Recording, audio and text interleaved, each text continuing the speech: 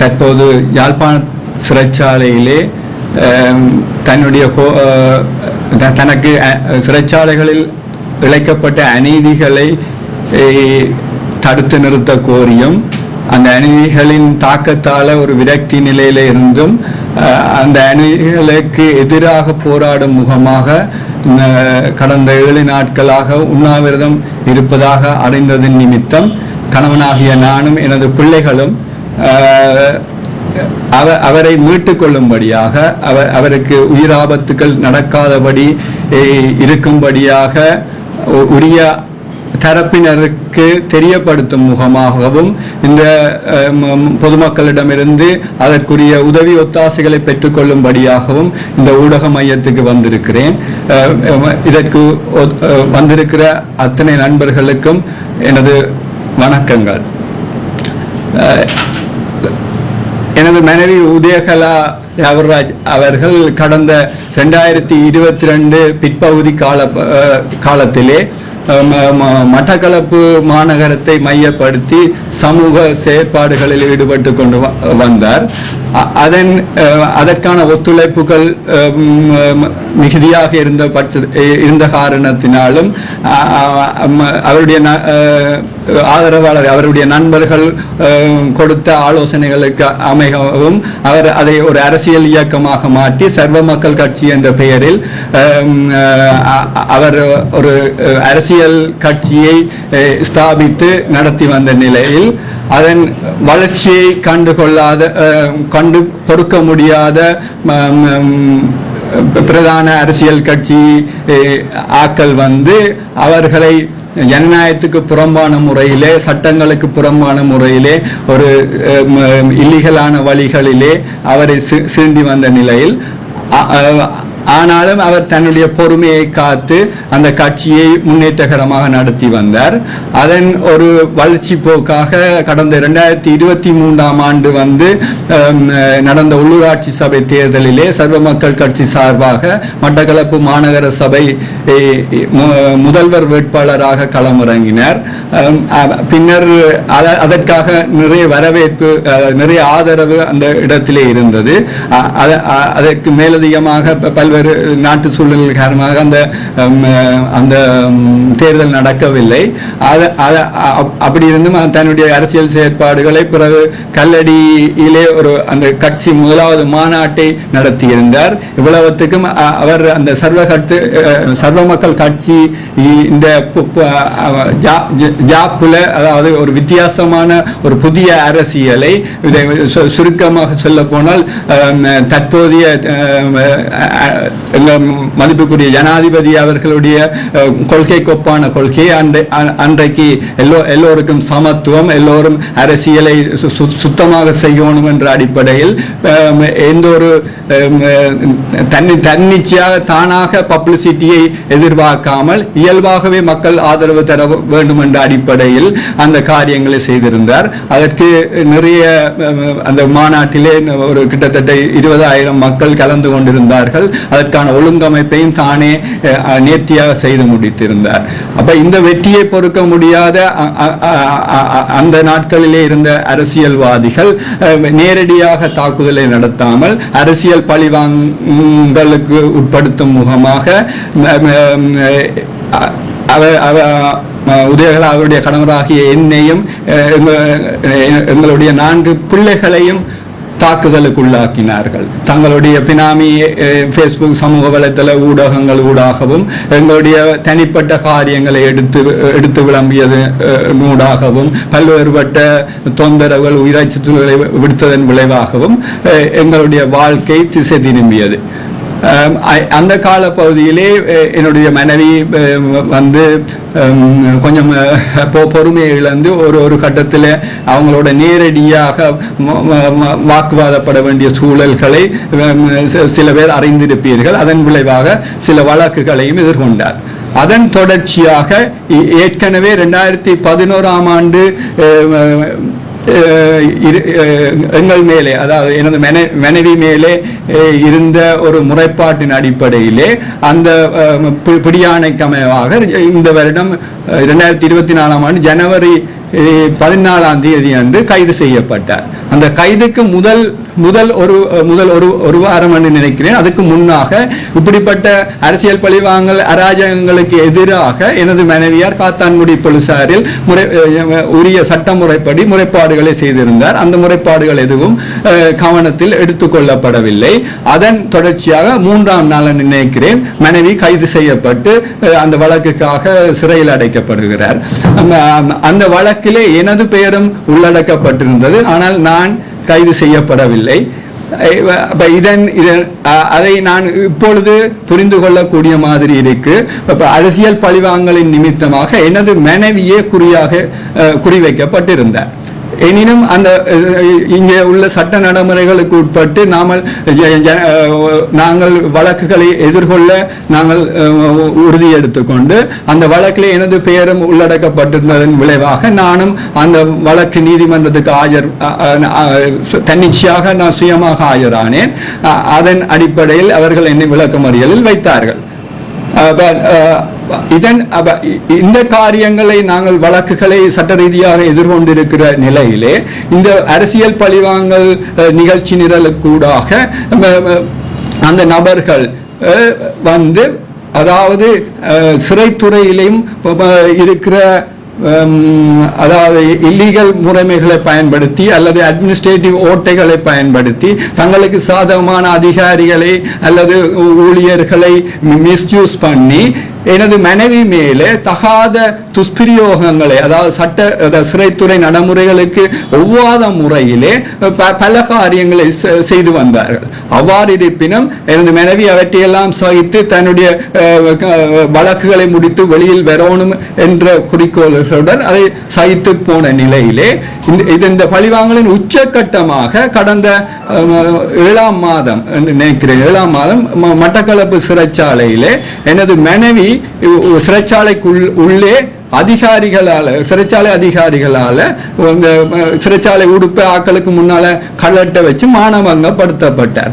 ஆனாலும் கடவுள் சித்தமாக அந்த வேளையிலே 6 மாதம் விளக்கமறியலில் இருந்த நான் பிணையில் விடுவிக்கப்பட்டு எனது மனைவியை பார்க்க சென்ற போது இந்த காரியம் அதுக்கு 2 நாளுக்கு முதல் நடந்திருக்கு. அப்ப நான் பார்க்க போன போது இந்த காரியத்தை நான் அழுது எனக்கு இது ஒரு புது அனுபவம். அப்ப உடனடியாகவே நாங்கள் இந்த நாட்டின் சட்ட திட்டங்களுக்கு உட்பட்டு நடக்க கடப்பாடு இருக்கிறபடியால் நான் உடனடியாக அந்த சிறை அத்தியட்சரை தொடர்பு கொண்டு கேட்டபோது சாதாரண வளமையா சொல்ற மாதிரி எல்லாரும் சொல்ற மாதிரி அவர் ஒரு மிரட்டல் பாணியில பல கதைகளை சொல்லி என்னை மிரட்டினார். நான் இருந்தும் என்னுடைய மனைவியை மீட்டுக் கொள்ளும்படியாக அவர்கிட்ட பெர்மிஷன் கேட்டு மனைவியை ஆட்டுப்படுத்தி இல்லையம்மா இதை விடுங்க பாப்பம் வெளியில வந்து பார்க்கலாம் என்று சொல்லி அப்படி பல முயற்சிகளை எடுத்த போதும் அது கைகூடாத வரையில் அவங்க ஒரு விரக்தி நிலைக்கு போய் ஒரு 23 நாட்கள் தொடர்ச்சியாக தனக்கு நீதி கோரி உண்ணாவிரத போராட்டத்தை மேற்கொண்டிருந்தார். இந்த நிலையிலே நான் உடனடியாகவே சட்டங்களுக்கு உட்பட்டு மட்டக்களப்பு மனித உரிமைகள் ஆணைக்குழுவிலே முறைப்பாடு செய்திருந்தேன். அவர்கள் தங்களுடைய இதன்படி ஒரு ஸ்லோ மோஷன்ல வெறுமனை வாக்குமூலங்களை பதிவு செய்ததோடு விட்டுவிட்டார்கள். இதன் தொடர்ச்சியாக நான் அடுத்த கட்டமாக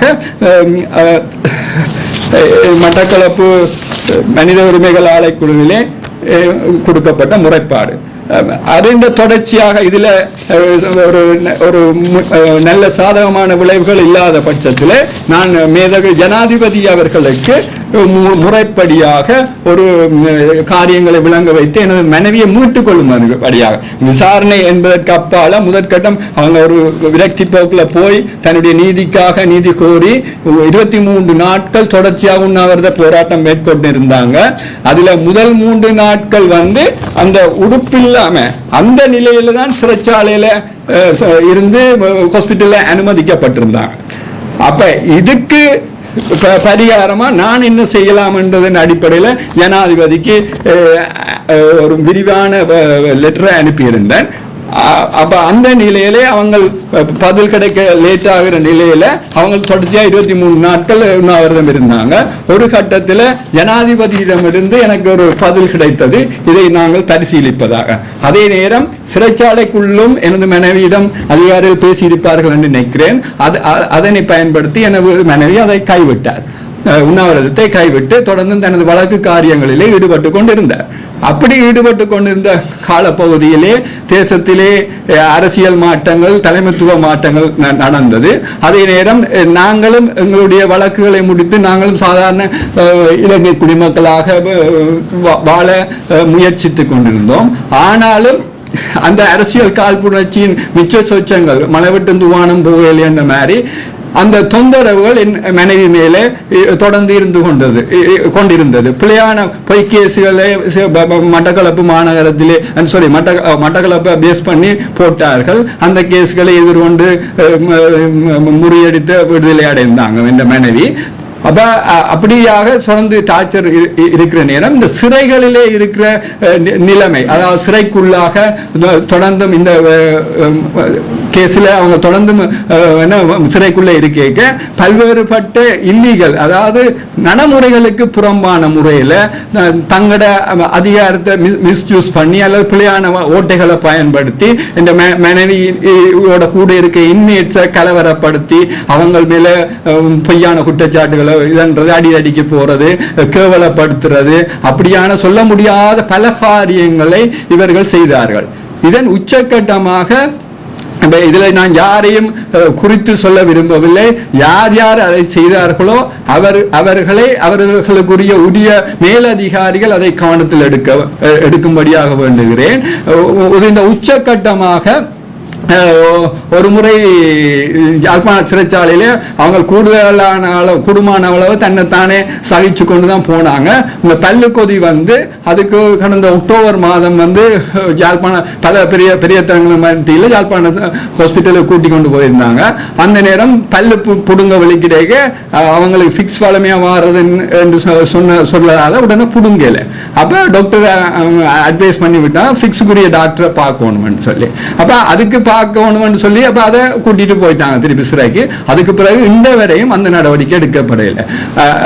ஹாஸ்பிட்டல் அந்த அலுவல் பார்க்க உதவி செய்யல. அதோட நான் பல அதிகாரிகளை தனிப்பட்ட முறையிலும் ஆபீஷியலாகவும் காய்ச்சிருக்கிறேன். அதை கவனம் எடுக்கல. அவை ஏன் இதை செய்யலை என்பதுக்கு எங்களால அதை சொல்ல முடியல. ஆனா அதுக்கு நாங்க இதுதான் காரணமா, அரசியல் பழிவாங்கல் தான் காரணமா எடுக்கும் என்று சந்தேகிக்கு என்ன நடக்குது வெளியில தெரியாதபடி மிரட்டி எல்லோரும் பயப்படுற ஒரு சூழ்நிலையை உருவாக்கி அந்த காலத்துல இருந்து இந்த காலம் வரையும் வச்சிருக்கிறாங்க. அது நிமித்தமா அதுல ஒரு கொலை முயற்சி நடக்குது. அதுக்கு பிறகு தொடர்ந்து இங்க திருப்பி யாழ்ப்பாணத்துக்கு வந்தோடனே யாழ்ப்பாணத்துல பல்வேறுபட்ட அதாவது உள்ளான டார்ச்சர்கள் நடந்திருக்கு. நானும் சிறையில அதே இந்த யாழ்ப்பாண சிறையில 6 மாதம் பிறகு ஒரு 10 நாள் இருந்தபடியா சிறைக்கு நடக்கிற விடயங்களை குறித்து தெளிவான ஒரு பார்வை எனக்கு இருக்கு. ஆனாலும் என்னால அதை சகிச்சு போறதுக்காண்டி எனது மனைவி சகிச்சு போவாங்களா என்பது அது அவங்களுடைய தனிப்பட்ட விடயம். நான் இந்த கடந்த ஒரு 7 நாட்களாக நானும் சிறையில் வைக்கப்பட்டேன். அதே வழக்கு தொடர்பாக அந்த காலத்தில் எனது மனைவிக்கு நடந்த அசௌகரியலின் நிலைமை காரணமாக அவங்க 7 நாட்களாக தனக்கு நீதி கோரியும் இந்த விடயத்தை வந்திருக்கிற புதிய மேன்மேதகு ஜனாதிபதி அனுரகுமார் திசாநாயக்க அவர்களுக்கு தெரியப்படுத்தும் முகமாகவும் அவரிடமிருந்து சாதகமான பதில்கள் மாற்றங்கள் ஏற்படும் என்ற எண்ணத்திலும் உண்ணாவிரதம் இருப்பதாக நான் அறிந்தேன்.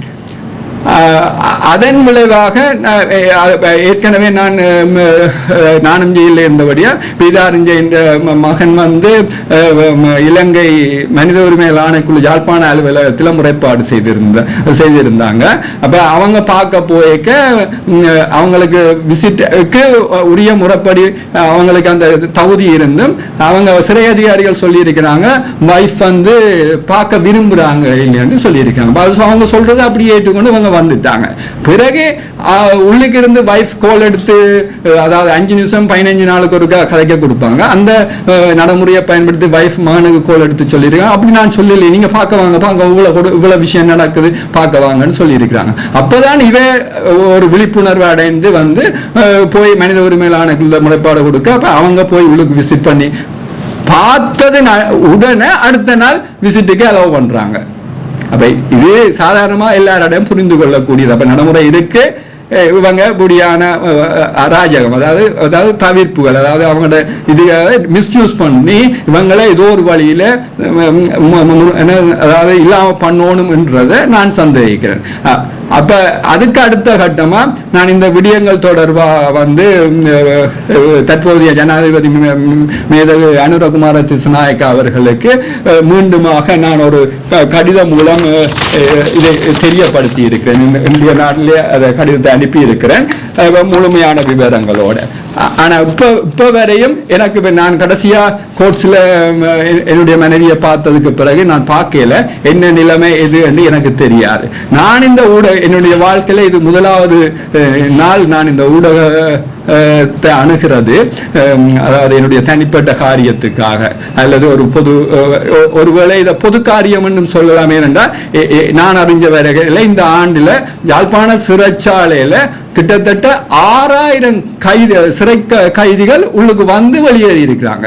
கிட்டத்தட்ட அவரேஜா 1000 பேர் வந்து உள்ளுக்கு இருக்கிறாங்க. இந்த 6000 பேர் சாதாரணமா யாழ்ப்பாண சிறைச்சாலையில மட்டும். அப்ப இலங்கை திருநாட்டில் எத்தனை பேர் இருப்பாங்கன்றதை நாங்கள் ஓரளவுக்கு தோராயமா கண்டுகொள்ளலாம். இவர்களை அனுபவிக்கிற கொடுமைகள் அதாவது அன்கம்ஃபர்டபிள் எல்லாமே சட்டத்துக்கு முரணான காரியம். இதுகள் எல்லாம் நீண்ட காலமாக ஊன்றி அதாவது காலாகாலமாக காலம் தொட்டு நடக்கிற ஜனநாயக விரோத சட்ட விரோத மனித விரோத செயற்பாடுகள்.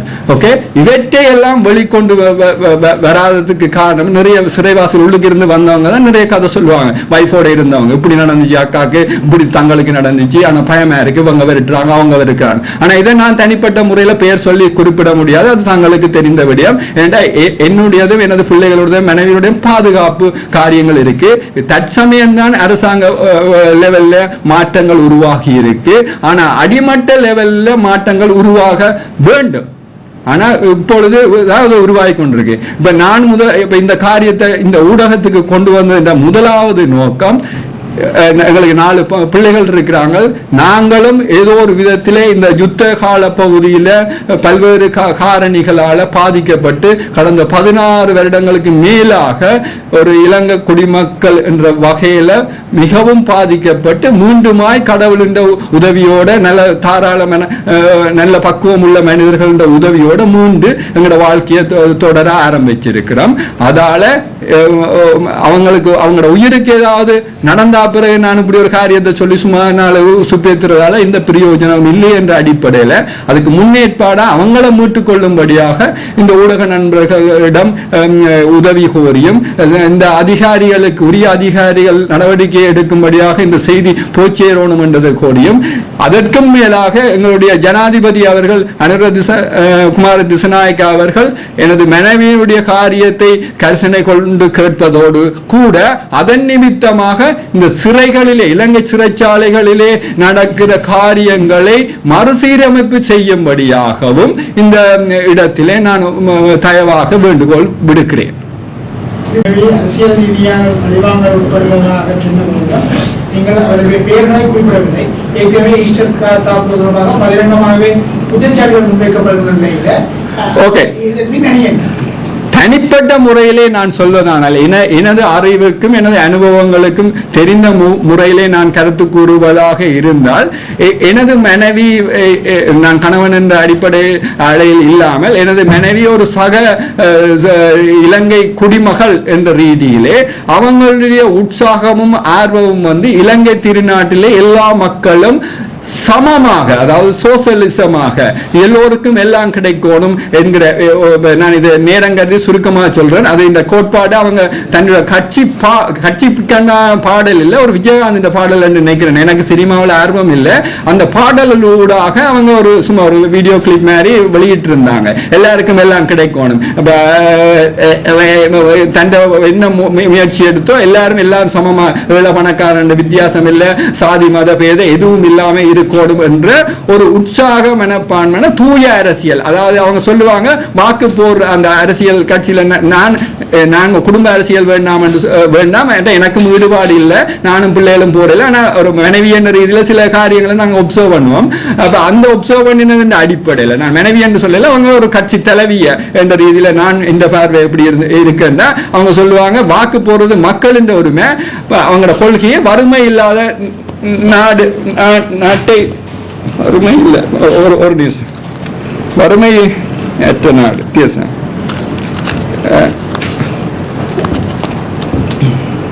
வறுமை இல்லாத நாடு அவங்களோட மோட்டோ சர்வ மக்கள் கட்சியினுடைய மோட்டோ வறுமை இல்லாத நாடு. அதுக்கு அவங்க என்ன உள்ளார்ந்த ரீதியா சொல்றாங்கன்னா ஒரு மனிதன் பசியாறினால் தான் தெளிந்த தீர்மானங்களை எடுக்க முடியும்.